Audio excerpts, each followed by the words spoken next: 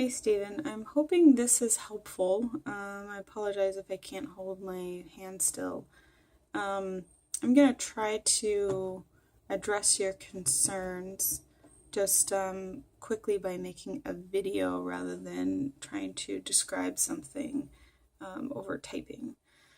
So, this is the Form 28A, sorry, 2021 is for residential. So condominium purchase and sale, which I provided you.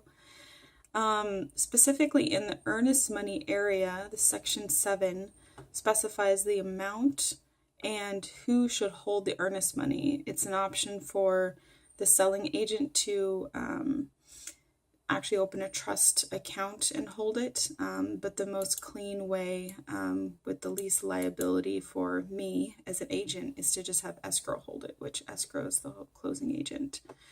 On here we're going to specify who the closing agent is by typing in here the company name, so that's how it is specified.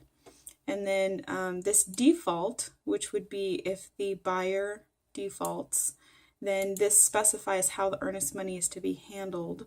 And it's either a forfeiture of earnest money, which means the seller just very cleanly gets the amount of earnest money that you pledged, or seller's election of remedies, which if we check that box could be a little bit more ambiguous to both parties, because really the seller gets to say, you know what, you said this much earnest money, but you had me off the market for 10 days and the value of my home went up this much and I want you to pay me more money, or possibly it could be less money, but it's just too ambiguous.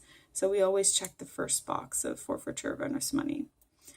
I do want to specify as we go down here and you look at the section B of the contract. I apologize, it may be hard to read.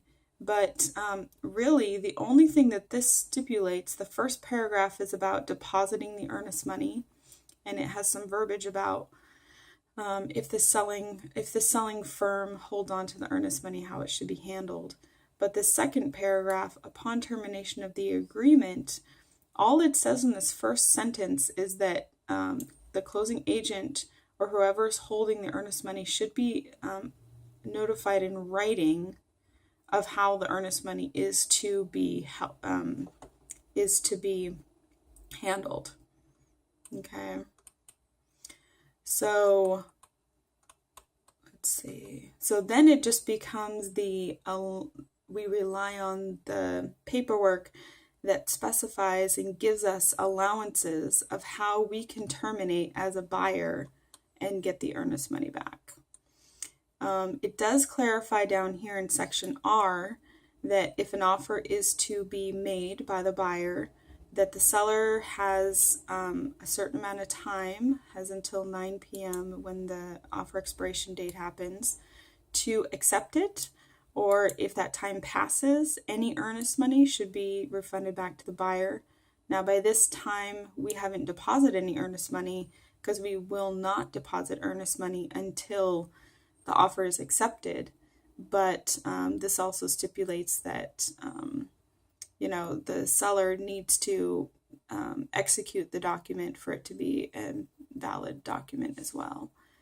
And then it also stipulates any counter offer considerations so that the seller can counter offer, but all of those changes need to be signed by the buyer and acknowledged for it to be a fully executed contract. And again, how the earnest money is to be handled. What's also included in this document is this section X, this information verification period.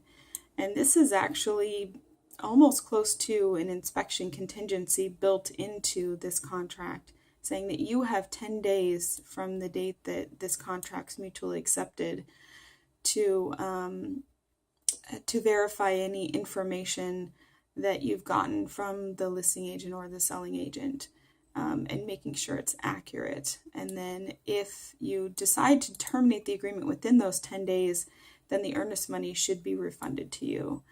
And this piece is very easy to argue if there was some information that was not portrayed to you accurately by either me or the listing agent, and is an easy base for us to terminate the agreement and get your earnest money back. So the other contingency I wanted to go over is the 22A. Now what needs to happen, this basically stipulates that in this section A, if you apply for your loan application within 5 days of mutual acceptance of the contract, and you don't change any of your terms of your loan, such as changing the type of your loan, like from conventional to FHA or something, and it stipulates that you have to, and changing your lender, because you have to do that you can make those changes, but you have to have the seller's consent. So as long as you don't do those two things, then you are protected until the end of the contract.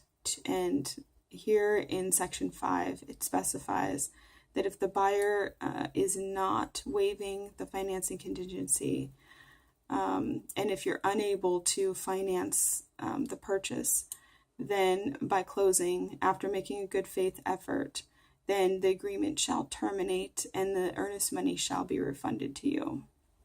Now, the lender does have to give you a denial letter, but all we have to do is give that to the listing agent and give them the form that terminates the agreement and have it signed by the seller, and then you get your earnest money back. Let's see. Now this also protects the seller, because if for some reason they don't think that you're making a good faith effort at any time to obtain financing, then they can give you a written notice and you have to prove that you are obtaining financing. But this also protects you if the appraisal comes in low in section 7 here. If the appraisal comes in low at that point, then you have the right to notify the seller and either negotiate the terms of the contract, like lower the list price, the purchase price, to match the appraisal value, or you have the opportunity to terminate the contract at that point, and then you would be able to get your earnest money back. So that's why this is a very valuable contingency.